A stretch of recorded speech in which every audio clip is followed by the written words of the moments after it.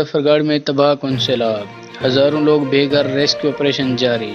دریائے چناب میں اونچے درجے کا سیلاب، مظفر گڑھ کی تحصیلیں اور دیہات زیر آب۔ علی پور اور جتوئی کے درجنوں گاؤں ڈوب گئے، ہزاروں افراد بے گھر۔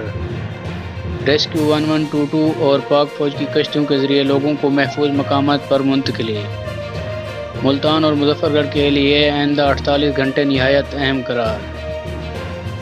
شیر شاہ بند توڑنے کا فیصلہ، شہری آبادی کو بڑے خطرے سے بچانے کی کوشش۔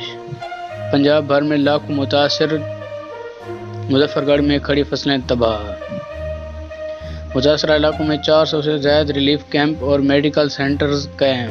بلاول بھٹو کے ذریعے ایمرجنسی نافذ کرنے اور بجلی کے بل معاف کرنے کا مطالبہ۔ متاثرین کھلے آسمان تلے شدید گرمی اور بھوک پیاس سے دوچار۔ انتظامیہ کا دعویٰ، بڑے پیمانے پر ریسکیو آپریشنز اور خوراک کی فراہمی جاری۔